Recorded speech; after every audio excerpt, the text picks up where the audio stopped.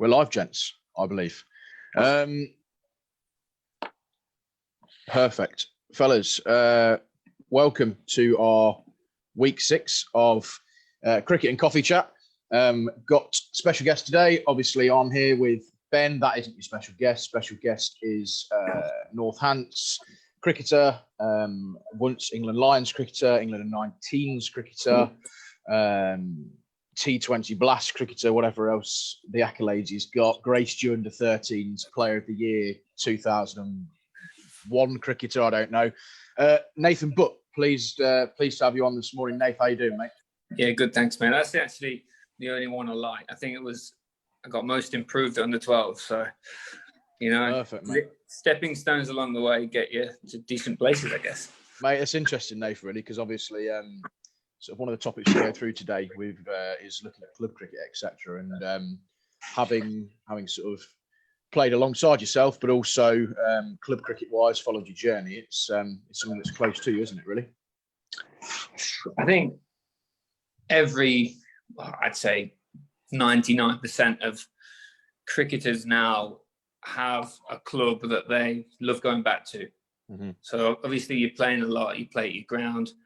I think when a lot of cricketers get a chance, everyone loves going back to where it all started, or I guess people move around and like you just find like a little home at a club where you go and watch a few mates play, just sit on a Saturday. I think it's just a good social place to be. And for me, I love going down. When I'm not playing, I go down Sowerby a lot. Just chill, sit with the boys. It's real good. Yeah, it's interesting, isn't it? Because obviously, like that's something we're going to discuss shortly. I mean, coming back to sort of this week in cricket, obviously we've had announcements from the ECB pushing the season back to the 1st of August now, which I think, Ben, I don't know what your take on this is. I think that pretty much curtails any chance of getting in a league season. Would you say? Yeah, I mean, I didn't think there was going to be a league season anyway. Really, it kind of felt like it was going to get pushed back and pushed back and pushed back over and over again. And I think it'll get to the point where they say you can play, but just organise it on your own, and then hopefully we'll see some T20 Blast cricket or something like that at the back end of the season. Nath, what's the feel from sort of inside the camp at the moment? Obviously, being on the inside the sort of professional ropes, etc. What's the chat at the moment? Mate, literally nobody knows. As much as we know. You know what? It's really annoying. Like we've all been furloughed, so. We've been not left to our own devices, but we're pretty much just doing our own thing. Obviously, we've been given loads of kit to train with, but it's hard for us because if there was a set date, we've got a little end goal to aim towards. But at the minute, nobody knows, and I think that's worse because you're like, right, do I start bowling? Do I start batting? Do I start hitting balls? Because we've got this end goal. We've got.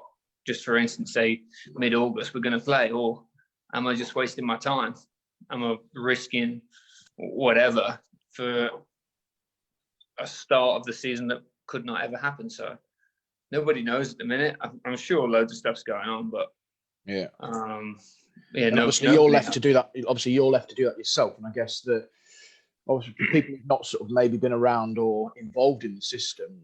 You're guided, aren't you, very much on a day-to-day basis by your S&Cs, by your bowling coaches of what you need to do when. And I think it must feel like you've gone back to 15 years in your career where you just left to yourself to do it. Yeah, it's quite. When we go in the gym, we got to right. You're doing this, this. Now. If we go on a running day, you got this. I'm like, what? How do you use a dumbbell? But. It's good, mate. You know what? It makes you get creative. Loads of the boys have been good with like making their own squat racks, whatever. Just being, keeping busy. I think it's a good little release. Obviously, everyone is getting better now that you can go out more. But at the start, everyone was just using it as just to get out of the house, just to do something. And I expect, to be fair, when we go back, there'll be a lot of people in better nick than when we left. Purely through just one, boredom, and two, we got nothing else to do other than to train, I guess. Anyone in worse, Nick?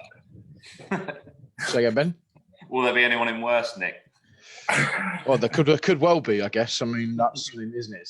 It's I guess there's some guys who are going to thrive with the independence, and some who have never, as we said, alluded to, never had to. I suppose, Nath, like there's only so many sort of set exercises you can do with the Creative Stella. I guess sort of box jump comes into mind, and maybe assisted lunges or something like that. I'm not sure really. Maybe one each side of a bar. You know what? If you're struggling for ideas, check out Monty Panesar. Really? His Twitter's been very inventive recently with lunges and dips, and yeah, he's been very inventive. Has he? That's worth a little plug there for Monty. We'll make sure guys check him out. That's pretty. I'm sure he'll appreciate your endorsement, Nate. Of course, mate. Okay, cool. So let's just touch on that again, Nate. So for you now, guys that have tuned in today and taken the time to tune in, what's a typical day looking like for you? Because obviously this new norm has become this apparent phrase, which I'm probably struggling to get my head around. But for you, what is the new norm for the current professional cricketer? Honestly. Woke up, made some coffee. I'm playing golf with Freco at 12 o'clock. Perfect. I hope he's giving you a head start. Today, I don't know. We try and get in 3 lifts a week. So that's 3, I guess, like weight sessions a week. And then, so I try and just do the whole body all the time. So legs, core, and then you top off. And then I always finish off with a bit of side work because I've struggled with my sides in the past. I always tear my side. So I've just got little like bands and just do a lot of band work, a lot of side work. I got a lifting bar and stuff, which helps. And then, so that's 3 times a week. And then once a week, do like a long cycle. I go out on my bike for a couple of hours. And then in between that, do a jog. And then in between that as well, try and do a sprint session. So I think you're trying to cover like a long CV session. I use my bike for a couple of hours. You can do like you're running, say like a 5K. What's that? 20, 25 minutes of work. And then a sprint session. I think you can either do like a minute on, 2 minutes off, 70-meter sprints in 13 seconds, 17 seconds off. We've just got loads of little different things to do. So there's 6 sessions that we try and lock in straight away. And obviously there's no cricket around that. I think the sprint session tries to simulate bowling a little bit. That's just Bowler Pacific. So that we're having some, I guess, impact running for like 12 seconds, just trying to simulate a run up. But Nath, realistically, how with your as you allude to there, fast bowlers going to get fast bowlers that can bowl speeds over sort of 85, as you can and more. When you're fully pumped. Realistically, what is this sort of you sort of hear this sort of fast bowlers union? So what is the inside thoughts from you guys? You Sanderson, these are the guys that you're pals with. What are they saying? If you say tomorrow, right, you're off, you're bowling, but how long is it going to be before you can bowl flat out at your best and do yourself justice? Not bowl at 70%. I'm talking as you would first game of the season.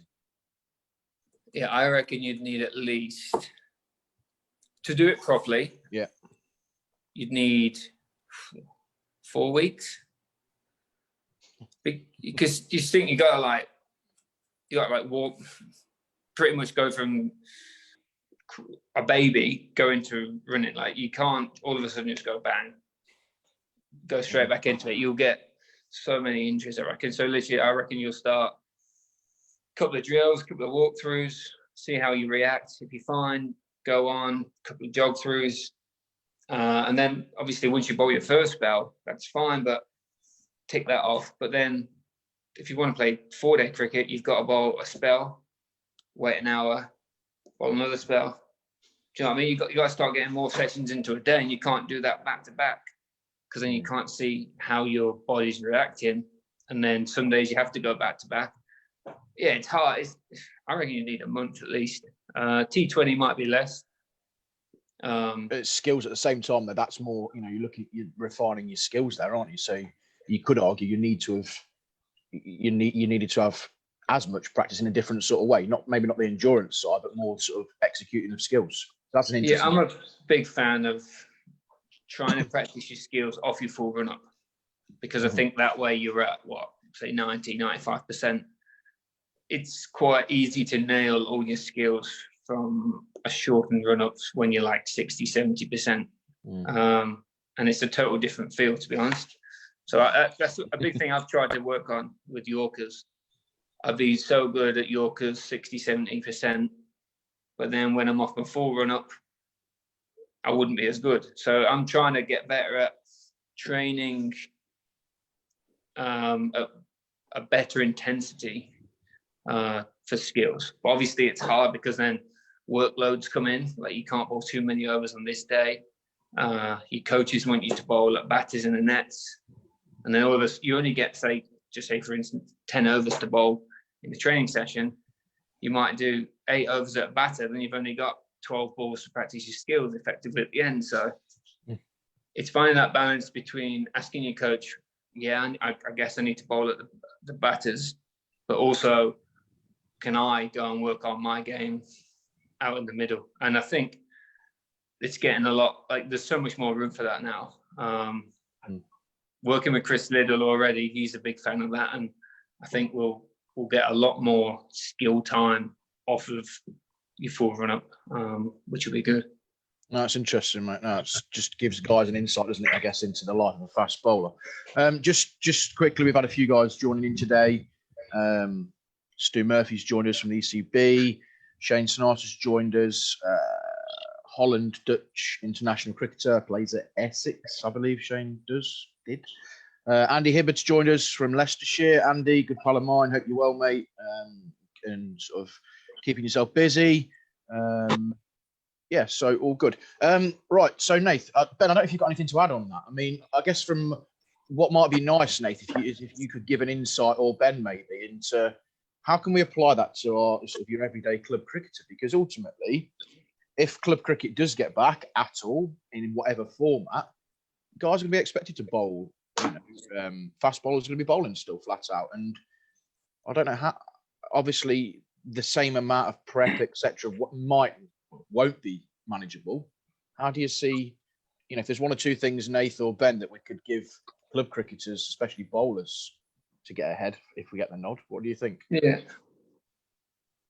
I think it's very different in club cricket, isn't it? Because you've got that one day on, and then you've got a week off to sort of not be able to move.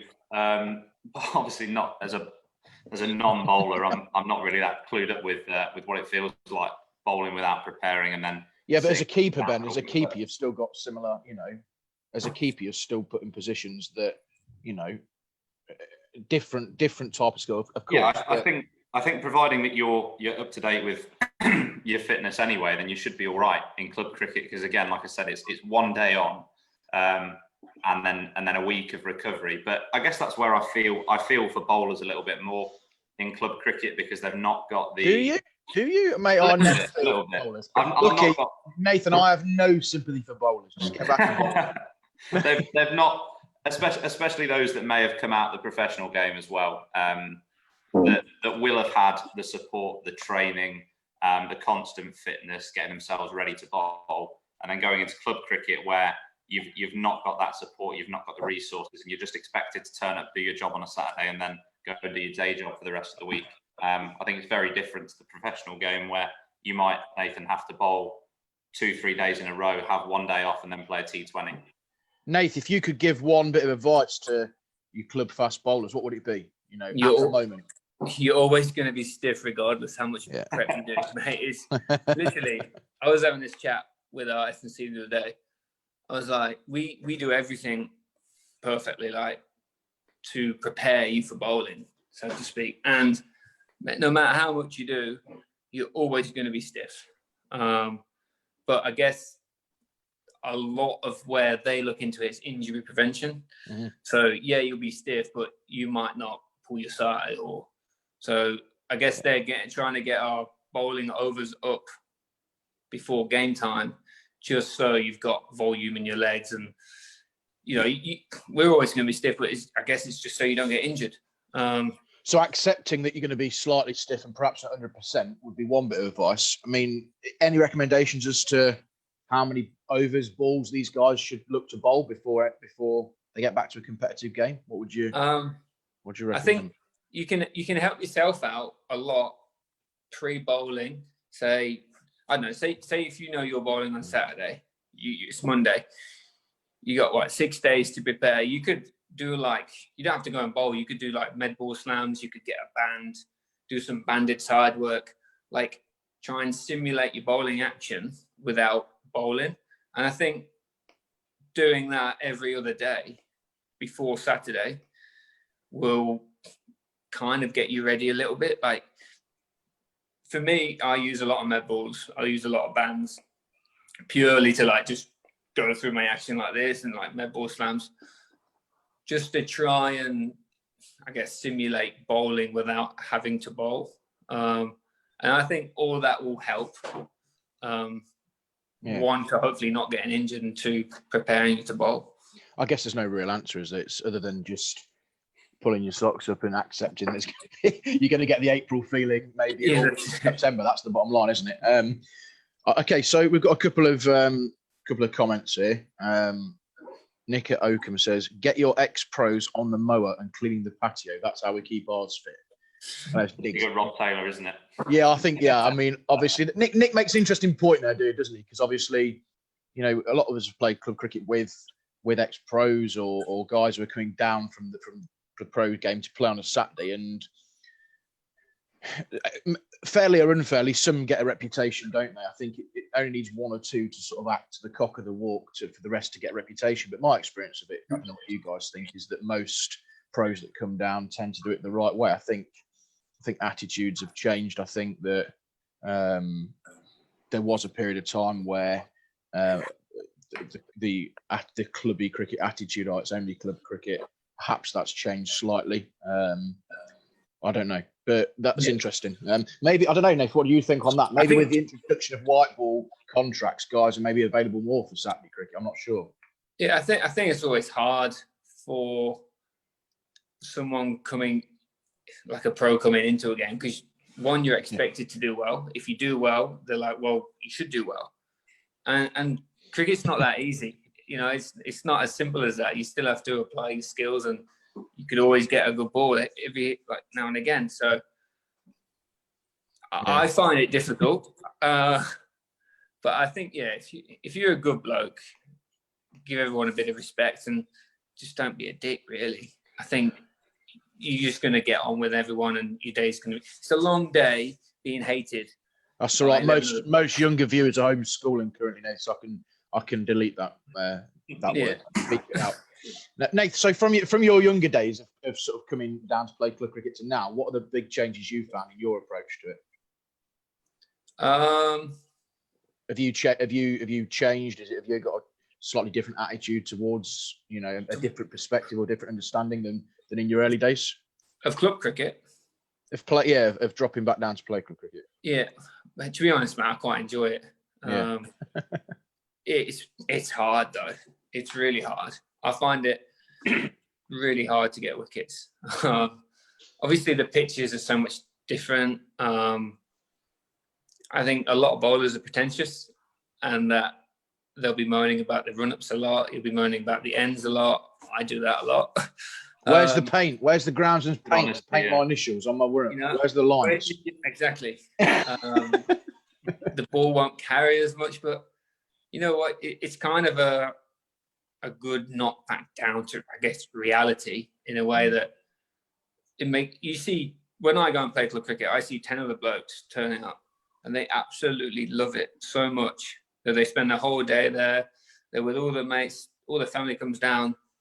And I go away feeling like, you know what, I do love cricket again. Because seeing their passion for it makes you just think, right, I'm so lucky. Because I guess it's like every job. When you do it day in, day out, you become not ignorant to the fact that you're a cricketer, but it's a jolly a lot of the times. So when you go and play club cricket and you see the passion that these blokes have, with the ability of skill that they have, you're like, what a game. Do you know what I mean? It's kind of refreshing a lot of the time. And it makes you appreciate what you do have, I guess. No, that's interesting. That really is. Thanks for your honesty, Nathan. I guess really, it's nice to hear that as well.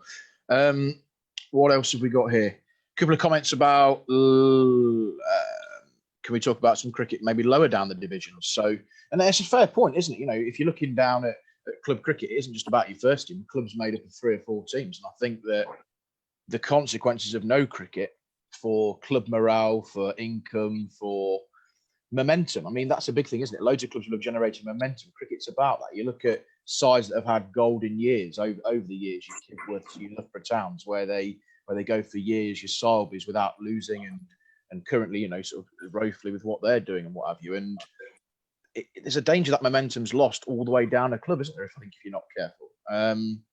What's your view, Ben? What's your view on that? And with club cricket and lower down, almost, you know.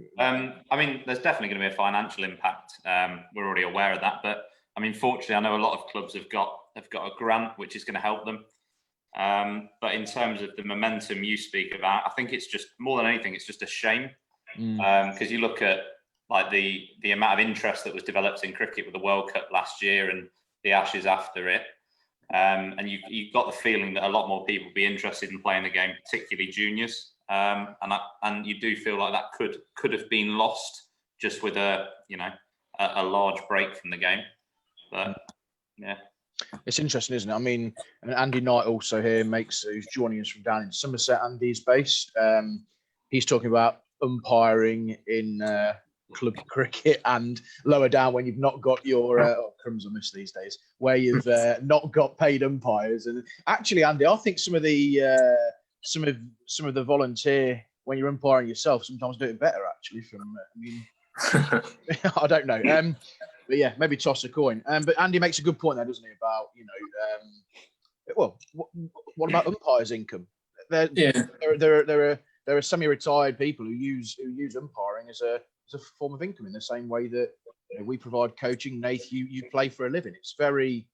There is a real wider perspective here, isn't there? That if you don't sort of consider it all, there's knock-on consequences. And I think, Andy, my response to that would be, let's hope that the umpires' overall numbers don't drop next year, and that then filters down to the lower leagues. But I don't think, Nath, what do you think? I don't think there is an answer, is there, if you're umpiring when there are no umpires?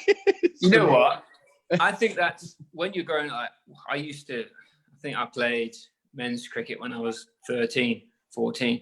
And I think that was obviously in the lower leagues. But I think having those lower leagues in place to allow young cricketers of so many different abilities, as well as adults, to play and compete, I think you learn so much quicker when you're playing with like older blokes around you. And I think I played down at Grey Stew when I was 12, 13 in the second team. And I think playing proper cricket with older men, I think it's so good. One, for yourself, you learn a lot about yourself. It's hard.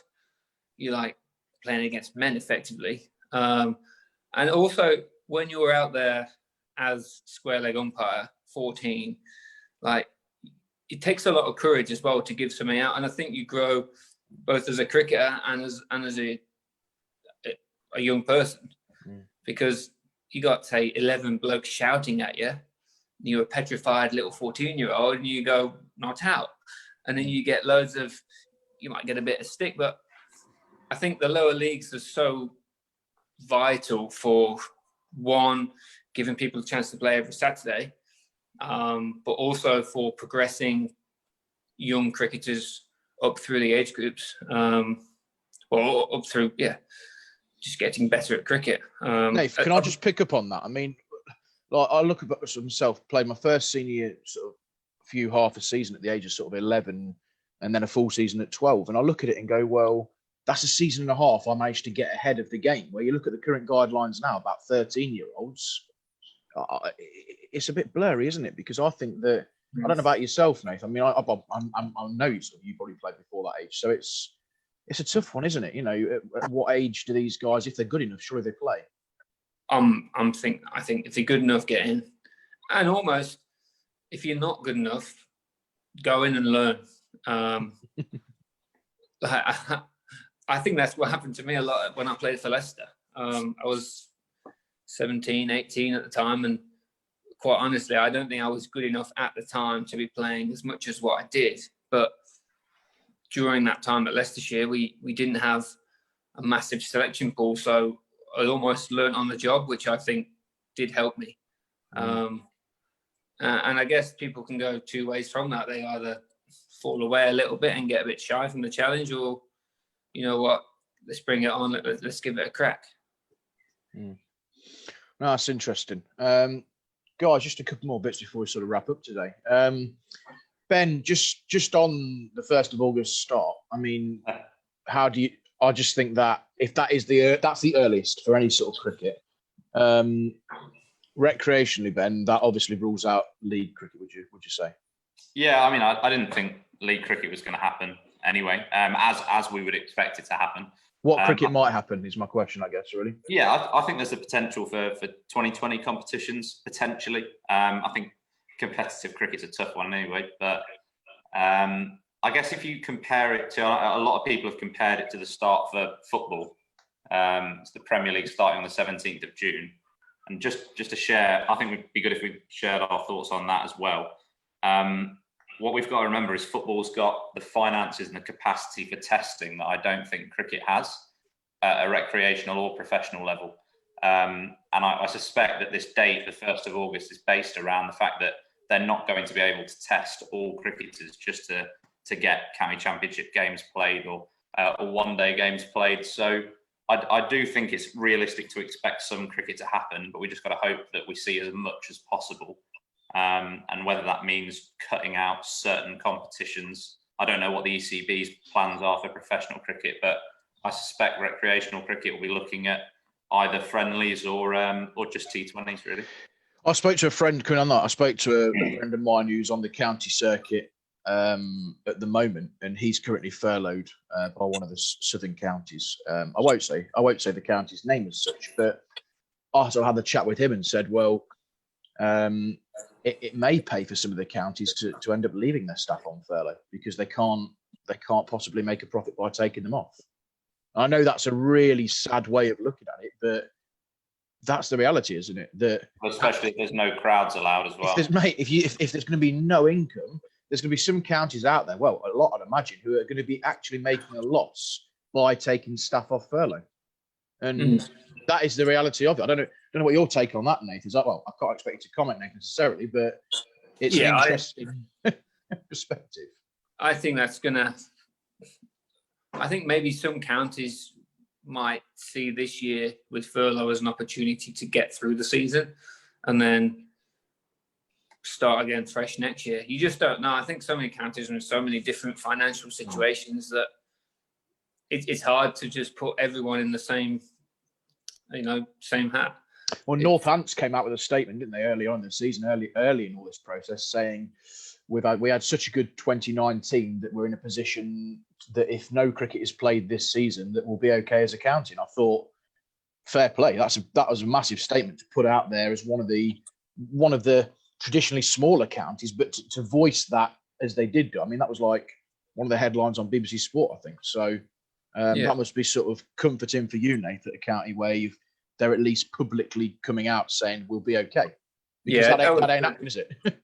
That was the CEO come out. I think he's done a good job of getting the club's finances back into shape.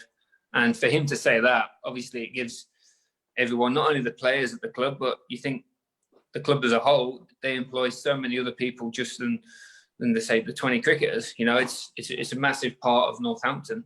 It employs so many other people that, you know, you don't see on a daily basis. And for them to say them figures must be, you know, it's nice to hear from a playing perspective.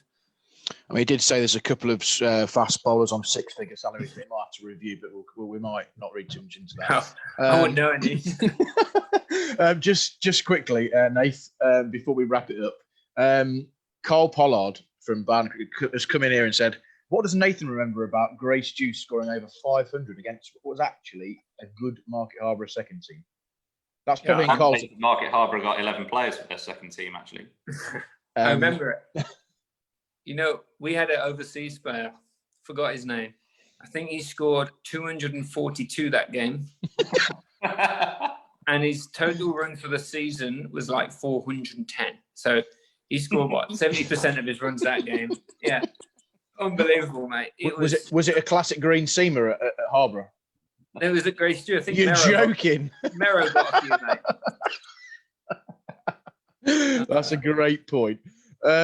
Dave, Carl clearly, I think he remembers that. So thanks for that. What else have we got in here? Talk about Chris Pitt coming up with an idea that lower divisions may end up reforming the sides. I'm not too sure where that's going, other than the fact maybe he means with the consequences of clubs folding, etc., which is totally a understandable point. Guys, I just want to just touch lastly on the I don't know if you've had a chance to see the ICC guidelines this week. So a bit like, obviously the ECB are governing themselves, if you like, and they're the governing body that are top down with everything that's going on. They're working alongside the government guidelines, but there is a third player in all this, I guess, where the ECB may well be looking, which is the ICC, and they've produced a 5-step plan of return to cricket, which, for those who don't know, obviously the ICC governs world cricket, and they have sort of suggested that the next stage is cricket practice with groups of 3. And then groups of 10, and then sort of progressing on from there. And I think they've based it on sort of, well, I highly doubt it they've based it on Boris's model, but they seem to be following the same sort of process of different stages. So, yeah, that's I don't know if you've had a chance to look at that, either of you. Not me. Ben? I've seen it. I've seen it shared. But the problem is with that is, as positive as it is, you can't take something that's based on the whole world and apply it to a country that's quite badly affected. Correct. I think we've got to set our own rules with this, really, and start when it's safe to do so. And I think the ECB are doing that. They've not got it. It's difficult to get it right. They've not had it easy, because every time they make an announcement, the government comes out and makes a different one. So I do wonder, though, Ben, with the government announcement currently of 6 people, isn't it? That's what came out yesterday. The ECB will have to revisit their guidelines that they only released a week ago, and that's what I mean. It's not been made easy for them. Correct. They only made that announcement a week ago. Then they say cricket on the 1st of August, and then the government came out and said, "Yep, we're changing the plan. You can now do this." Yeah. I mean, if the ECB follow the ICC back to community guidelines, which, as you say, it's a generic one, but it's saying if safe to move to the next stage, they are saying that after individual training or one-on-ones, the next one is small groups of 3 with social distancing.